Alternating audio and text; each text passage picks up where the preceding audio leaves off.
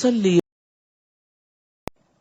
نحمده ونصلی علی رسوله الکریم اما بعد فاعوذ باللہ من الشیطان الرجیم بسم اللہ الرحمن الرحیم رب اشرح لی صدری ویسر لی امری واحلل عقدۃ من لسانی ویسر لی امری واحلل عقدۃ من لسانی یفقهوا قولی وَلَقَدْ نَادَانَا نُوحٌ فَلَنِعْمَ الْمُجِيبُونَ، اور البتہ تحقیق پکارا ہم کو نوح نے علیہ السلام، تو دیکھو ہم کیسے اچھے جواب دینے والے تھے۔ وَنَجَّيْنَاهُ وَأَهْلَهُ مِنَ الْكَرْبِ الْعَظِيمِ، ہم نے اس کو اور اس کے گھر والوں کو کرب عظیم سے بچا لیا، نجات دے دی۔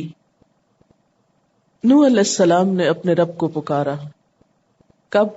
950 سال تبلیغ کرنے کے بعد، جب انہوں نے دیکھا کہ قوم کی اکثریت اب بھی نہیں مانتی اور اب ان کے ایمان لانے کی کوئی امید باقی نہیں، تو انہوں نے اپنے رب کو پکارا۔ سورۃ القمر میں آتا ہے فدعا ربہ، اس نے اپنے رب سے دعا کی، انی مغلوب فانتصر، کہ یا رب میں مغلوب ہو چکا ہوں، یہ کافر مجھ پہ غالب آتے جا رہے ہیں، تو مدد بھیج، تو میری مدد فرما۔ سورۃ نوح میں یہ دعا کچھ اس طرح آتی ہے، رب لا تذر علی الارض من الکافرین دیارا، یا اللہ اس زمین پر کافروں کا کوئی گھر نہ چھوڑ، یعنی ان کو بالکل ملیا میٹ کر دے، پوری صفائی کر دے۔ نوح علیہ السلام نے یہ دعا قوم کے پہلے انکار پر نہیں مانگی تھی، بلکہ ایک طویل جد و جہد کے بعد اپنے رب سے فریاد کی تھی۔ اس سے یہ بات بھی پتہ چلتی ہے کہ اللہ کا بندہ جب اللہ کو پکارتا ہے تو اللہ تعالیٰ جواب دیتے ہیں، کیونکہ اللہ تعالیٰ فرماتے ہیں فَلَنِعْمَ الْمُجِيبُونَ، تو دیکھو ہم کتنے اچھے جواب دینے والے تھے، ہم نے اس کی دعا کو کتنے اچھے طریقے سے سنا، جیسی اس نے مانگی تھی ویسے ہی قبول کر لی، ان کی مدد بھی ہوئی اور زمین پر کافروں کا ایک گھر بھی نہ بچا، سب ختم کر دیے گئے۔ وَنَجَّيْنَاهُ وَأَهْلَهُ، اور ہم نے اس کو بھی نجات دی اور اس کے گھر والوں کو بھی۔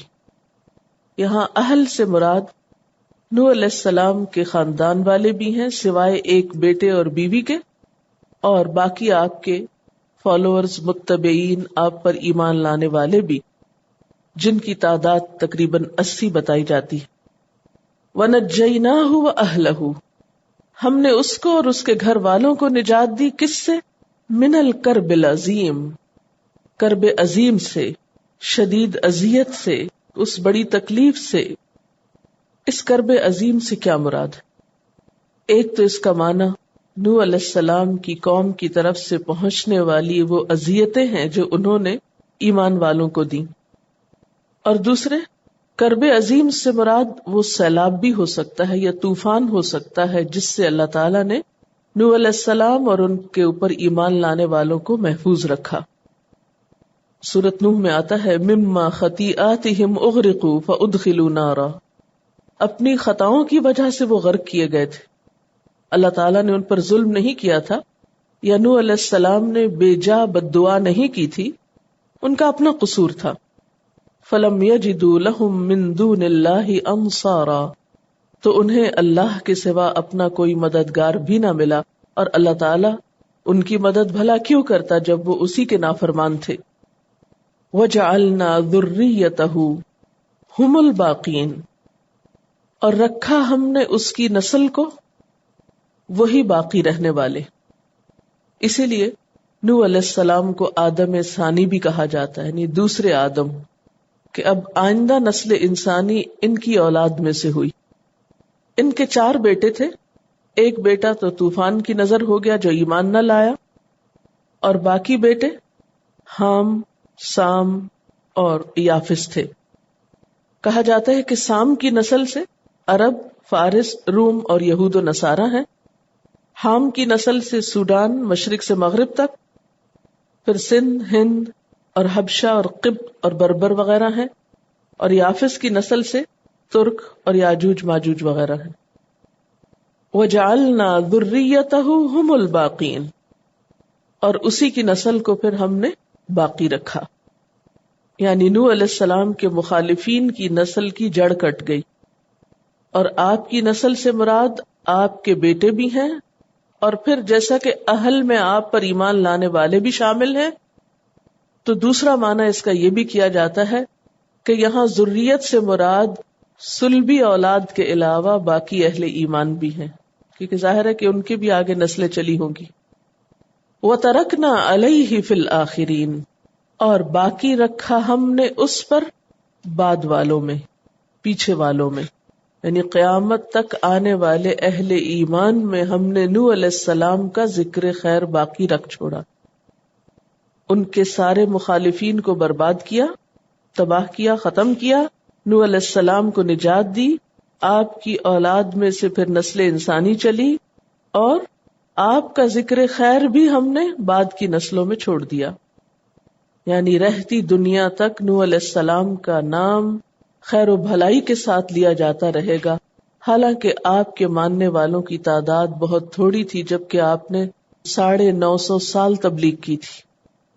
آج ہم سب عزت کے ساتھ نوح علیہ السلام کا نام لیتے ہیں اور ان کو اللہ کا نبی تسلیم کرتے ہیں، اور ہمارے علاوہ یہود و نصارہ، ایران کے مجوس اور سابی بھی انہیں اپنا رہنما تسلیم کرتے ہیں، ان کا ایک بہت بڑا مقام ہے۔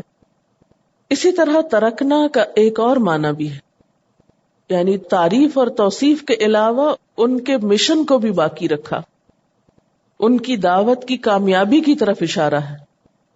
ان کے سارے مخالفین ختم کر دیے گئے، اور جو پیغام وہ دینا چاہتے تھے وہ پیغام باقی رہا ان کی نسلوں میں بھی۔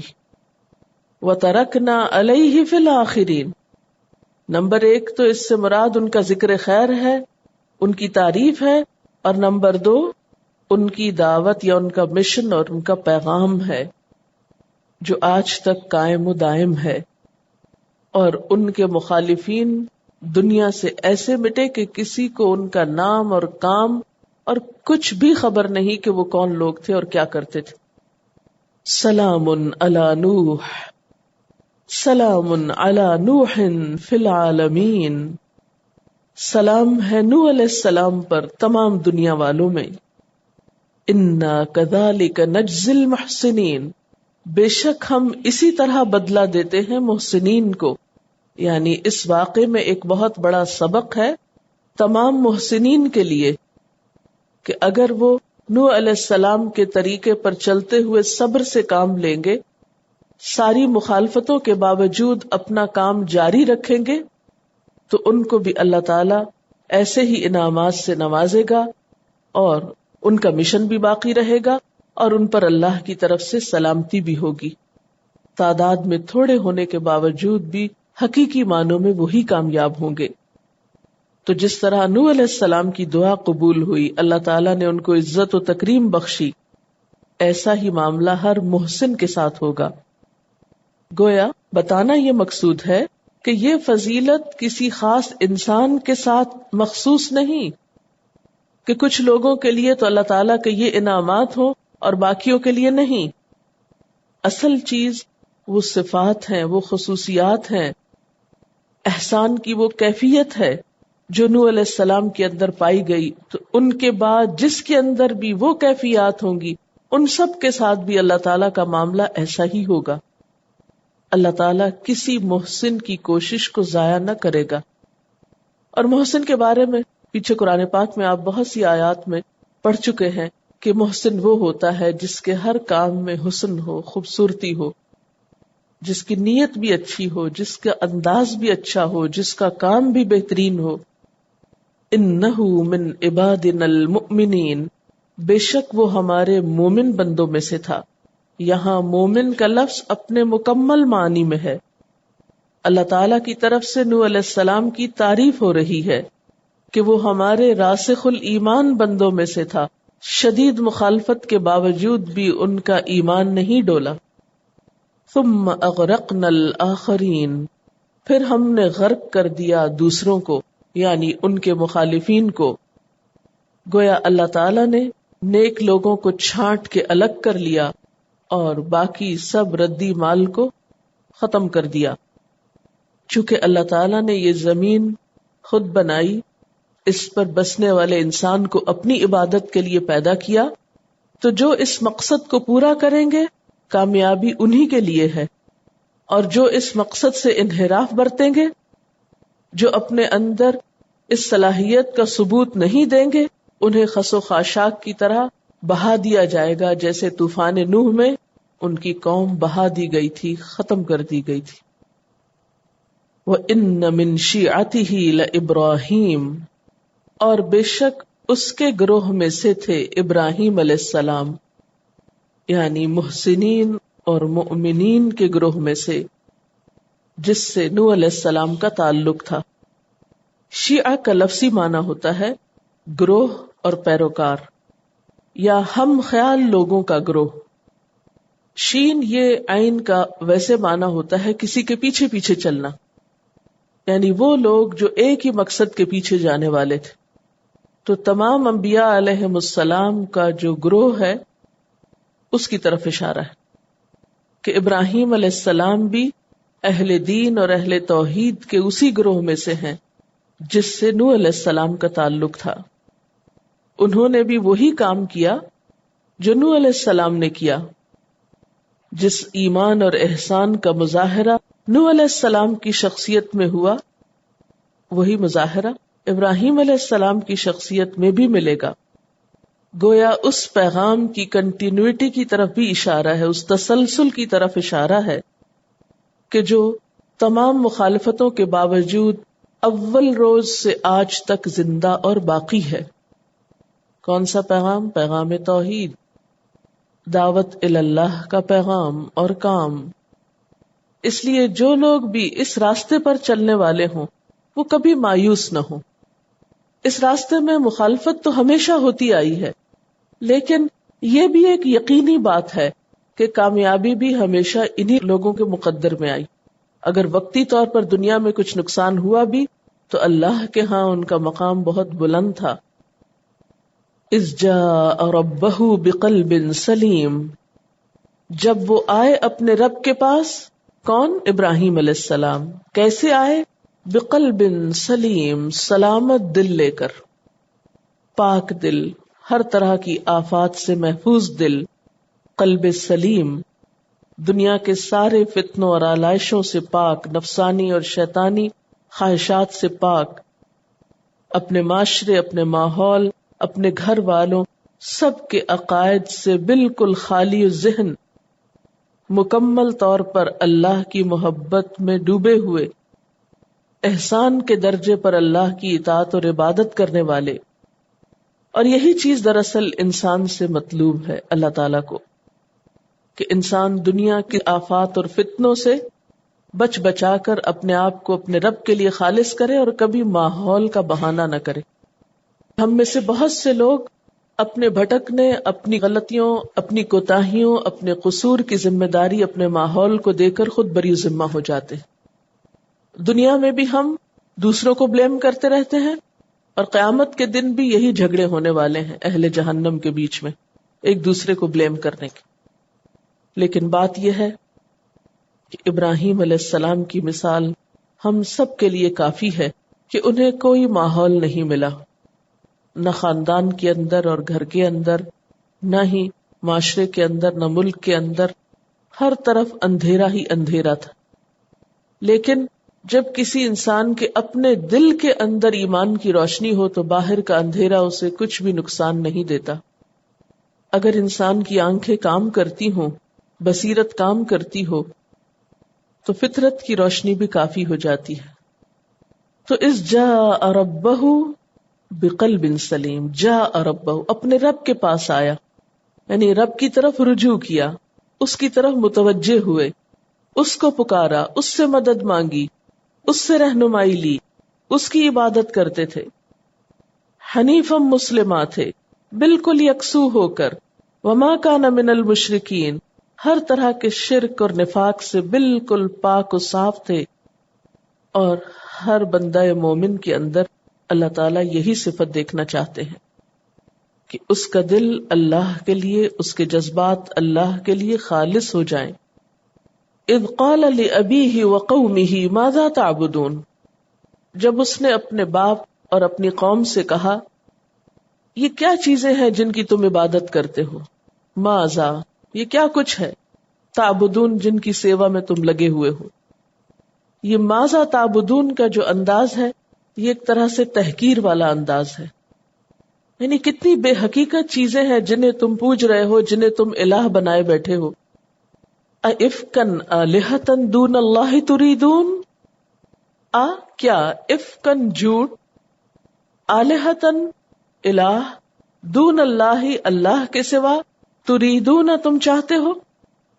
افک کا معنی جھوٹ اور بے حقیقت بات ہے، یعنی بالکل ایک بے حقیقت بات اپنے آپ سے بنا کے تم نے غیر اللہ کے لیے الہ کا درجہ دے دیا، اپنی طرف سے جھوٹ گھڑ لیا کہ یہ بھی معبود ہیں، اور تم اللہ کو چھوڑ کر ان کی عبادت میں لگ گئے، حالانکہ یہ معبود نہ تھے، یہ تو پتھر کی مورتیاں تھیں. افکن کیا جھوٹ گھڑتے ہوئے، آلہتن الہ بنا بیٹھے، دون اللہ اللہ کے سوا، تریدون جن کا تم ارادہ کرتے ہو، یعنی اللہ کو چھوڑ کر اوروں کی عبادت کرنا چاہتے ہو جو کہ سراسر جھوٹ پر مبنی ہے. فما ظنکم برب العالمین، تو کیا گمان ہے تمہارا رب العالمین کے بارے میں، رب العالمین کے بارے میں پھر تم کیا کہتے ہو کہ اتنی قبیح حرکت کرنے کے بعد کیا وہ تم پہ ناراض نہ ہوگا، تمہیں سزا نہ دے گا. یاد رکھیے شرک اللہ تعالی کی تصغیر ہے، اللہ تعالی کا مقام کم کرنا ہے، اس کی حق تلفی کرنا ہے. جب انسان پوری یکسوئی کے ساتھ یا مکمل یکسوئی کے ساتھ اللہ کی طرف متوجہ نہیں ہوتا اور اس کے خیال میں یا اس کے دل میں کسی بھی اور کا خیال ویسا ہوتا ہے جیسے اللہ کے لیے ہونا چاہیے، اور خصوصی طور پر غائبانہ طور پر اس کی مدد اور اس کی بڑائی اور اس کی محبت کا مقام، تو پھر ایسے میں اللہ تعالیٰ کی غیرت یہ برداشت نہیں کرتی کہ اس کی بنائی ہوئی چیزوں کو اس کے برابر قرار دے دیا جائے. یعنی اگر تم اللہ کے سوا دوسرے معبودوں کے طالب ہو تو پھر اللہ تعالیٰ کے بارے میں تمہارا کیا خیال ہے، تمہارا کیا گمان ہے؟ کیا تم سمجھتے ہو کہ اللہ تعالیٰ تنہا اکیلا ایک تمہاری ضروریات پوری نہیں کر سکتا، کہ تمہیں ضرورت پیش آ گئی اوروں کے پاس جانے کی، اس لیے تم اور مددگار تلاش کر رہے ہو؟ نہیں، اگر انسان شرک کی حقیقت کو دیکھے تو کیا ہے، انسان اللہ کا در چھوڑ کر کسی اور کی طرف کب جاتا ہے اور کیوں جاتا ہے، کیا حاصل کرنے کو جاتا ہے؟ کیا اللہ تعالیٰ اس کی ساری ضروریات پوری نہیں کر سکتا کہ وہ اوروں کو پکارنے لگا ہے، اوروں پہ بھروسہ کرنے لگا ہے، اوروں کی مدد کا طالب ہے، پتھر کے بتوں سے اس کی حاجتیں پوری ہوں گی؟ یعنی تمہیں یہ جھوٹے معبود گھڑنے کی ضرورت آخر کیوں پیش آئی؟ رب العالمین کے بارے میں تم کیا سمجھتے ہو؟ وہ تمہارے کام نہیں بنا سکتا؟ فَنَظَرَ نَظْرَةً فِي النُّجُومِ، اس نے دیکھا ایک نظر دیکھنا ستاروں میں. فقال انی سقیم، تو کہا بے شک میں بیمار ہوں. فتولوا عنہ مدبرین، تو وہ منہ موڑ گئے اس سے پیٹ پھیرتے ہوئے. اب یہاں بیچ کا بہت سا قصہ جو ہے وہ حذف ہے، کیونکہ قرآن کسی بھی واقعے کی بہت تفصیلات میں نہیں جاتا کہ اس کے بعد کیا ہوا اور وہ کہاں وہ بیٹھے اور کہاں کھڑے ہوئے اور تعداد کتنی تھی اور تاریخ کون سی تھی اور دن کون سا تھا. ایسی باتیں کرنے کا کچھ فائدہ نہیں، کیونکہ اس سے قصہ بیان کرنے کے مقصد کو کچھ بھی فائدہ نہ ہوگا. لیکن ہم امیجن کر سکتے ہیں کہ ابراہیم علیہ السلام اور ان کی قوم کے درمیان ایک گفتگو چل رہی ہے، ڈائلاگ ہو رہا ہے. جب ابراہیم علیہ السلام یہ دیکھتے ہیں کہ قوم میرے سمجھانے سے کسی طرح نہیں مانتی، ان کی عقل اتنی بند ہو چکی ہے کہ ان کو کوئی دلیل سمجھ ہی نہیں آتی، کوئی اپیل ان پہ اثر ہی نہیں کرتی، تو اب ان کا کچھ اور علاج کرنا پڑے گا. لہٰذا انہوں نے ایک تدبیر کی، اور وہ کیا تھی کہ جب ساری قوم جشن پہ جائے گی تو یہ پیچھے سے بت توڑ ڈالیں گے۔ اب ہوا کیا کہ سب لوگ جب وہ جشن پر جا رہے تھے یا عید میلے پر جا رہے تھے تو ابراہیم علیہ السلام نے ساتھ جانے سے معذرت کر لی، اور کیا کیا؟ فَنَظَرَ نَظْرَةً فِي النُّجُومِ، ایک نظر ستاروں میں ڈالی۔ اب آپ دیکھیے اِلَى النُّجُوم نہیں، فِي النُّجُوم ہے۔ اس سے پتہ چلتا ہے کہ یہ سرسری نظر نہ تھی، غور کی نظر تھی۔ ستاروں کی طرف کیوں دیکھا؟ اب دیکھیے کہ جیسے دن کو سورج کی طرف دیکھ کر انسان وقت معلوم کرتا ہے، اسی طرح رات کے وقت ستاروں کو دیکھ کر بھی وقت اور حالات کا جائزہ لیتا ہے۔ تو انہوں نے ایک طرح سے آسمان کی طرف دیکھ کر کچھ غور و فکر کیا، جیسے عام طور پر لوگ کرتے ہیں، غور و فکر کے وقت بعض اوقات اوپر دیکھتے ہیں۔ تو اب اگر صرف غور و فکر کے لیے ہی دیکھا ہوتا تو آسمان کا لفظ ہوتا کہ آسمان کی طرف دیکھا، لیکن یہاں ستارے بھی ہیں اور فی کا لفظ بھی ہے۔ اس کا مطلب یہ ہے کہ کسی خاص انداز سے دیکھا تھا جس سے قوم کو کچھ مغالطہ ہوا، اور یوں لگتا ہے جیسے وہ ان کو کچھ خاص امپریشن دینا چاہ رہے تھے۔ یاد رکھیے کہ وہ قوم ستارہ پرستی کے مرض میں بھی مبتلا تھی۔ وہ اپنی قسمتوں کے حال ستاروں کی روش اور چال کو دیکھ کر بھی متعین کرتی یا معلوم کرتی۔ بہرحال انہوں نے اپنی قوم کو مغالطے میں ڈالا اور ساتھ جانے سے انکار کر دیا، اور کیا کہا؟ فقال انی سقیم، کہا میں بیمار ہوں۔ سقیم کا لفظ کسی ظاہری جسمانی بیماری ہی کے لیے استعمال نہیں ہوتا، بلکہ اس کے معنوں میں مزمحل ہونا، نڈھال ہونا، تھکا ہوا ہونا، طبیعت کا ٹھیک نہ ہونا، ان ویل ہونا، فٹ فیل نہ کرنا، ان معنوں میں بھی ہوتا ہے۔ جیسے عام طور پہ ہم کہتے ہیں نا I don't feel like going there, تو بس میرا دل نہیں چاہ رہا، جانا نہیں چاہتا، میں کچھ اچھا نہیں محسوس کر رہا۔ اور ہو سکتا ہے کہ رات کا وقت ہو، یعنی بہت دیر تک جاگتے رہے ہوں، لوگوں سے بات چیت کرتے رہے ہوں، سمجھا رہے ہوں ان کو، اور اس کے بعد یہ موقع آ گیا ہو تو انہوں نے لوگوں کو یہ کہا ہو کہ بہت دیر ہو چکی ہے۔ جیسے عام طور پر ہم بہت دیر تک رات کو جاگتے رہے تو صبح کہیں بھی جانے کے لیے مینٹلی تیار نہیں ہوتے، تو یہ سچویشن پڑھ کے کچھ ایسا محسوس ہوتا ہے کہ وقت رات کا تھا، ستارے بھی گہرے تھے، اور ہو سکتا ہے ڈلتی رات کے ستارے ہوں اور تھکے ہوئے بھی ہوں، تو کہنے لگے کہ میں کچھ اچھا محسوس نہیں کر رہا اور ساتھ نہیں جا سکتا۔ تو انہوں نے کہا ٹھیک ہے۔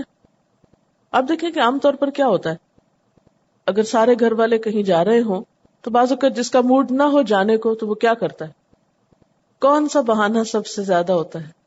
طبیعت ٹھیک نہیں، اور اس کی وجہ یہ بھی ہو سکتی ہے کہ وہاں جانا ہی پسند نہیں، اور وہ جشن میلے پہ جا رہے تھے، ان کو بتوں سے بیزاری تھی، ان کے لیے وہاں انجوائمنٹ کی کون سی بات تھی کہ جاتے؟ کہہ لگے میں تو بیزار ہوں، مجھ سے تو نہیں جایا جاتا، میں نہیں جا رہا۔ اب جب انہوں نے دیکھا کہ یہ نہیں جانے کو تیار تو فَتَوَلَّوْا عَنْهُ مُدْبِرِينَ، تو چھوڑ کے چلے گئے۔ ٹھیک ہے، اب بات یہ ہے کہ یہ ساری باتیں اپنی جگہ درست ہیں، لیکن ابراہیم علیہ السلام کا پیچھے رہنے کا مقصد کچھ اور ہے۔ وہ محض بیمار ہونے کی وجہ سے یا محض طبیعت کی خرابی کی بنا پر پیچھے نہیں رہ رہے تھے۔ یہ ایک ریزن ہو سکتی ہے، لیکن یہ ہول سول ریزن نہیں تھی۔ پھر یہاں ایک اشکال پیدا ہوتا ہے کہ پھر آپ نے پوری بات کیوں نہیں بتائی، اپنا مقصد انہیں کیوں نہیں بتایا؟ اس کے لیے یہ کہ ضروری نہیں ہوتا کہ انسان اپنے سارے پروگرام اور سارے ہی کام کسی کو بتائے، اور بعض کاموں سے اور پروگراموں سے کسی کا مطلب بھی نہیں ہوتا، اور یہ وقت کا ضیاع بھی ہے، یعنی عام حالات میں۔ لیکن اس قسم کے پروگرام تو ویسے بھی نہیں بتائے جا سکتے قبل از وقت۔ وہ تو کب سے اس وقت کا انتظار کر رہے تھے جب ساری قوم چلی جائے پھر وہ اپنا کام کرے۔ اب یہ ان کے ہاتھ موقع آیا۔ اس عمل کو توریہ کہتے ہیں۔ ابراہیم علیہ السلام نے اپنا کام کرنے کے لیے جو انداز اختیار کیا کہ دل میں کچھ اور تھا، لیکن دوسروں کو مغالطہ دیا کسی اور طرح سے، تو فرق تو ہے نا دل اور زبان کی بات میں. اگرچہ زبان کی بات غلط نہیں بھی ہو سکتی لیکن پھر بھی بہرحال بات واضح نہیں ہے. اس کو توریہ کہتے ہیں. توریہ کا لفظ مانا ہوتا ہے چھپانا، یعنی فیکٹ کو کچھ چھپا دینا. معبور یا انہما پیچھے بھی پڑھ چکے نا. اب سوال یہ پیدا ہوتا ہے کہ کیا ایسا کرنا جائز ہے؟ ایک تو ہے نا صاف جھوٹ، بالکل ہی بات بدل دینا، یہ وہ نہیں ہے، لیکن پوری طرح بھی نہیں بتا رہے. کیا ایسا کرنا جائز ہے؟ کیا ہمیں آپ صلی اللہ علیہ وسلم کی سیرت میں ایسا کچھ ملتا ہے؟ اور یہ توریہ کیا چیز ہوتی ہے اور کب استعمال کیا جا سکتا ہے، یا ہر وقت ہی توریہ کا ہتھیار استعمال کرتے رہنا چاہیے؟ تو ہم دیکھتے ہیں کہ آپ صلی اللہ علیہ وسلم کی عام روزمرہ زندگی میں ایسی مثالیں نہیں ملتی، لیکن کچھ خاص مواقع پر جب خطرے کی بات ہوتی تھی اس وقت کچھ ایسی باتیں ہمیں سیرت میں ملتی ہیں. مثلا جب آپ حضرت ابو بکر رضی اللہ تعالیٰ عنہ کے ساتھ ہجرت کر رہے تھے تو راستے میں ایک شخص نے حضرت ابو بکر سے پوچھا کہ یہ کون ہے آپ کے ساتھ؟ تو حضرت ابو بکر نے جواب دیا ہوا ہادن یہدینی، یہ رہنما ہے جو میری رہنمائی کرتے ہیں. اب اس میں جھوٹ تو کوئی نہیں، لیکن صاف بات بھی نہیں بتائی کہ اللہ کے رسول ہیں صلی اللہ علیہ وسلم، کیونکہ بتانا نہیں چاہتے تھے. لیکن جو جملہ بولا اس میں قطعاً کوئی جھوٹ نہیں ہے، لیکن اصل بات کا نہ بتانا اور ذرا مختلف بات کا بتانا جو جھوٹ نہ ہو، اس کا نام توریہ ہوتا ہے. اب اس موقع پر اگر وہ بتا دیتے کہ یہ اللہ کے رسول ہیں جو ہجرت کر کے جا رہے ہیں تو بات تو بہت سچی ہوتی، لیکن اس کے پیچھے کیسے نقصانات ہوتے. تو وہ شخص جو تھا اس نے پھر کوئی توجہ نہیں دی اور چلا گیا کہ ٹھیک ہے. حالانکہ حضرت ابو بکر کا مقصد کیا تھا کہ یہ دینی اور روحانی رہنما ہے. یہاں ہادن کا مطلب رستہ دکھانے والے نہیں ہیں، لیکن دوسرے شخص نے کچھ ایسا ہی مفہوم لیا. اسی طرح حضرت کعب بن مالک فرماتے ہیں کہ آپ صلی اللہ علیہ وسلم کو جہاد کے لیے جس سمت میں جانا ہوتا، مدینے سے نکلتے وقت اس سمت میں روانہ ہونے کی بجائے کسی اور سمت میں چلنا شروع کرتے. یعنی جدھر جانا ہوتا ادھر کو نہیں جاتے تھے، دوسری طرف نکلتے تھے. اب لوگوں کو نہیں پتا چلتا تھا کہ کہاں جا رہے ہیں، پھر آگے جا کے راستہ تبدیل کرتے تاکہ دیکھنے والوں کو صحیح منزل کا پتہ نہ چلے. یہ عملی توریہ تھا. ایسا کرنے کی اجازت ہے دشمن کو دھوکہ دینے کے لیے، کیونکہ وہ مشہور قول ہے نا کہ الحرب خدعہ، جنگ دھوکہ دہی کا نام ہے. یعنی وار ٹیکٹکس جو ہوتے ہیں اس میں ان چیزوں کی گنجائش ہے. اچھا یہ یاد رکھیے کہ توریہ اور جھوٹ میں فرق ہے، کیونکہ یہ عام روزمرہ زندگی سے متعلق ہے اور جھوٹ جو ہے وہ کبیرہ گناہوں میں سے ہے. تو ایسا نہ ہو کہ آپ توریہ کا بہانہ کر کے جھوٹ بولنے شروع کر دیں، ایک اور مصیبت کھڑی ہو جائے. تو اس لیے اس بات کو میں مزید کلیئر کرنا چاہتی ہوں. توریہ میں فیکٹ چھپا دیا جاتا ہے، بدلا نہیں جاتا. جھوٹ میں فیکٹ بدل دیا جاتا ہے. ٹھیک ہے نا. مثال کے طور پہ آپ دیکھیں کہ حضرت ابراہیم علیہ السلام نے اصل بات نہیں بتائی تھی لوگوں کو، اصل بات چھپا گئے تھے، اور ایک اور بات جو جھوٹ نہیں تھی وہ بیان کر دی. کہا انی سقیم، میری طبیعت اچھی نہیں. ہو سکتا ہے تھکاوٹ کی وجہ سے یا قوم کی کفر اختیار کرنے پر یا ان کے رویے کی وجہ سے ایسا ہو. کوئی بھی طبیعت کی خرابی کے تو کئی اسباب ہو سکتے ہیں نا. تو نعوذ باللہ ابراہیم علیہ السلام نے یہاں جھوٹ نہیں بولا تھا، بس یہ تھا کہ فیکٹ چھپا دیا تھا، اصل بات چھپا دی تھی. تو توریہ ہوتا ہے اصل بات چھپا جانا، لیکن جھوٹ نہیں بولنا. کہ آپ کوئی کام نہ کریں تو آپ کہیں میں نے کیا ہے، اور اگر کوئی کام کریں تو آپ کہیں میں نے نہیں کیا. تو یہ کیا ہے؟ آپ نے فیکٹ کو الٹ دیا، تبدیل کر دیا. یہ جھوٹ ہے. لیکن آپ نے ایک کام نہیں کیا اور بتائیں بھی نہیں کسی کو کہ میں نے نہیں کیا. کوئی پوچھنا چاہے تو آپ نہیں بتائیں اس کو. طریقہ کیا ہو یہ ڈیپینڈ کرتا ہے کہ کیا ہو سکتا ہے. اس لیے براہ کرم توریہ اور جھوٹ کے فرق کو اچھی طرح سمجھ لیجئے، اور جھوٹ جو ہے وہ توریہ کے پردے میں مت بولیے. بہرحال وہ اپنی تدبیر کو بروئے کار لانے کے لیے توریہ کرتے ہیں تو وہ بھی چھوڑ کے چلے جاتے ہیں. وآخر دعوانا ان الحمد للہ رب العالمین. سبحانک اللہم وبحمدک نشہد ان لا الہ الا انت نستغفرک ونتوب الیک. السلام علیکم ورحمۃ اللہ وبرکاتہ.